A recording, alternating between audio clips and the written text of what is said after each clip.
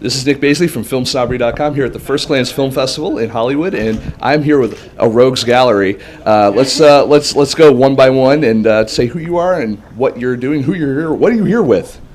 I'm here for the summer home. I played the man. Oh, and my name is Paul Vitulli. Thank you, Paul Vitulli. Is that in the correct order?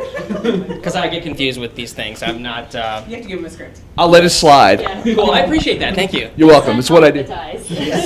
How about yourself, sir? My name is Kris Boustedt, and I am the co-director of the summer home. And? Lindy Boustedt, also co-director of the summer home. And how about this young lady over at the side here? I'm Wanda Russell. I'm acting in the summer home and executive produce. Also a Film Snobbery Live previous guest, alumni. I don't know how that works. Alumnus. I don't know how the gender works. So let's tell me a little bit about your part in the summer home and how'd you get involved in it, the whole 9 years. Just give me something. Okay, here's something. Wonder wrote the summer home based on some character work that she was developing, working on the feature that Kris and Lindy directed, This Is Ours, and I got roped in, and I thought, and I helped just like a little bit, in one scene, and it, I play the man. I think that's the role, the man.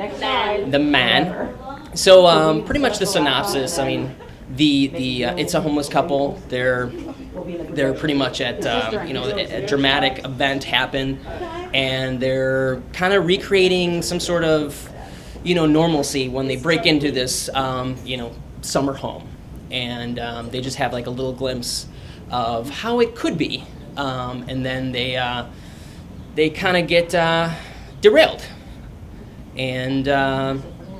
I don't want to give away too much, so because I tend to do that. So And then there are aliens. And then. Why do we put Paul in the front of the line? No, but I have a question. It's going to get convoluted though because it's for all three of you. So I'm going to pass the mic. You guys can kind of tell your little bits about it. What is it like to collaborate with the whole kind of say writing, directing, all that, plus being in it and all of that kind of fun stuff? I mean, is it difficult to wear so when people are wearing multiple hats? Is it tough to kind of separate the duties? Do you guys have everything kind of clear, stuff like that? Tell me about your experience working together. Yeah, sure. Well, first I will say that collaboration is amazing and should always be done. It's something that I've been saying for quite a while. That our own creativities have limits, and we're never going to break through those limits unless you work with other people. So yeah, I mean, to me, collaboration is the foundation of everything that we do. So I love it. As far as job, it was pretty organized on set. Like we each knew what we were doing. It wasn't like we were stepping on each other's toes or whatever. But I think it helps that Kris and I have been doing this together for a number of years. So I mean, we've had time to work out those kinks and to work, so it wasn't like a totally new thing. And then we've worked with Wonder for years as well. So I think that helped in that history to be able to, all of us, the egos are checked at the door, and we're just trying to do what's best for the project, no matter what that is, and whatever role we all need to fulfill for that to happen. I will say one funny story, though. The weather was not cooperating with us, and so we had to rewrite some of the script to fit with what we had to work with, and things were just imploding. And then when you on a set, when something's not working right, everybody jumps in with their ideas of how to make it. I mean, it's all in good natured, but. My head was about to pop and brain would ooze out of my ear, and I was about to have one of those classic meltdowns. So Lindy and I run into a bedroom to figure out what to do. Because first I said, "Stop, you come with me." Exactly. Yeah. So we're in there, but Lucas McNally was on set documenting For a Year Without Rent, and so he followed us with his camera. So we're having this It would have been an argument, but it wasn't because there's a camera on our faces. So we're there is so much subtext going on. But then there's this great move at the end where the camera just slowly pans over and Wonder is stuck in the corner of this room. Yeah. Anyway, but yeah, I mean, no, it's phenomenal. Yeah. Well, Collaboration? Was it? Yeah. Let's talk about collaboration. Collaboration. We put the art in Make sure you're in the collaborate. frame here. No, I mean, I think they hit a nail on the head. It was very simple for us. I mean, I've worked with Paul quite a bit, and I'd worked with Kris and Lindy a lot, and so we already had those relationships in place. I think it would be incredibly tough under other circumstances if we didn't know each other and hadn't worked together. I mean, because it came together incredibly fast from the first draft going over to Kris and Lindy to actually greenlighting and making the film, and like being on set was about 3 weeks. It was very, very quick turnaround to be like, all right, let's do it. Let's pull all the crew together. Let's lock everything. Let's get it all. It was intense. So it was really fortunate that we had, you know, a similar style of working and a good background and history and, you know, a shorthand for how we wanted to work. And then as far as producing, I mean, I love to be helpful and kind of be problem solving, but when I'm on set as an actor, that has to take priority. So, and I mean, that's another great reason of working with Kris and Lindy, because they have also produced and directed their own projects, so that I know that I can turn off that side of my brain and just be there in the moment and be there as an actor and give that my all while they, you know, and they are making sure that everything looks good and everything's taken care of. And one thing I would add is that I do not recommend that everyone do this. I mean, and seriously, if it wasn't Wonder and Paul that were approaching us with a script, but someone else and a couple that we didn't trust as much as we trust these two, I don't think we would have done it. So Do not try this at home. yeah, I mean, you really need to know that you need to know yourself, and you need to know your people that you're working with to know if you're going to be successful at this, and because it's not something that everyone can be successful. Right, trust Yeah. Paul. Yeah. Yeah.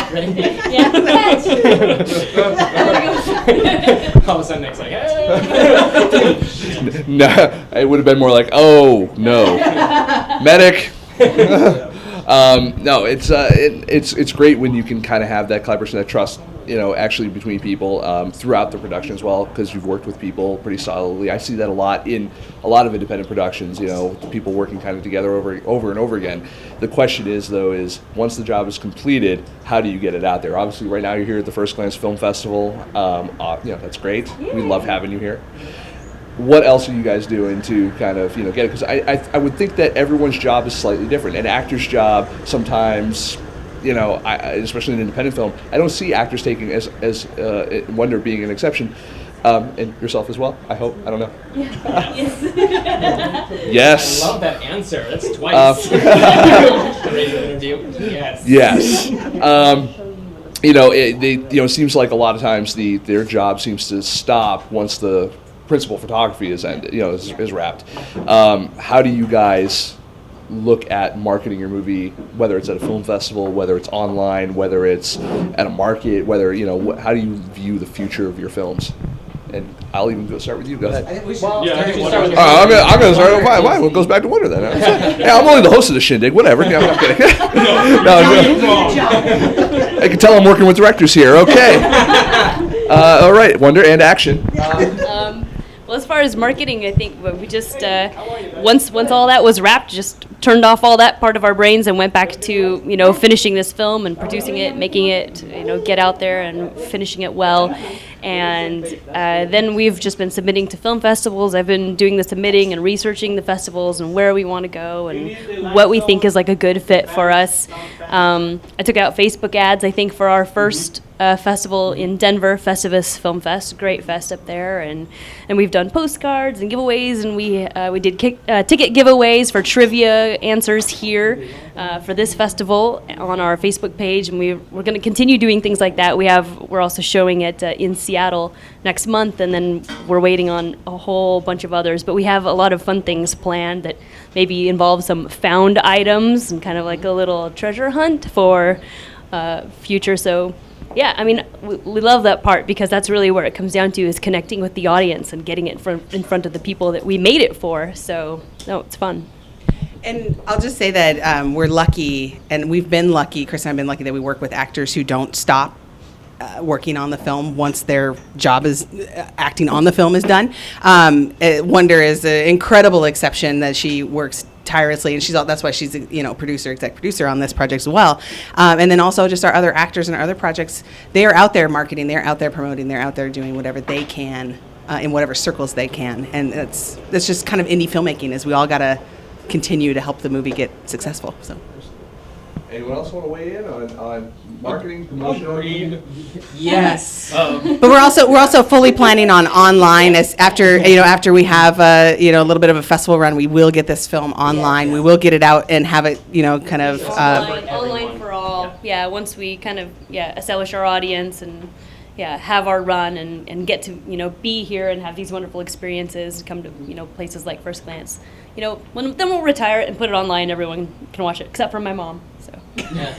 Well, that is actually, I mean, finding the audience is kind of one of the things with this movie particularly that's interesting, because it's a drama about this homeless couple, but then there are like these tinges or elements that are sort of horror-esque in a weird way. It's very surreal. It's a very surreal film. So it's not like an easy to market. It's not like it's a comedy and then you're done. Like Right. it's an interesting beast that we're like still navigating. Like, okay, where's the best fit for this going to be? It's an indie film.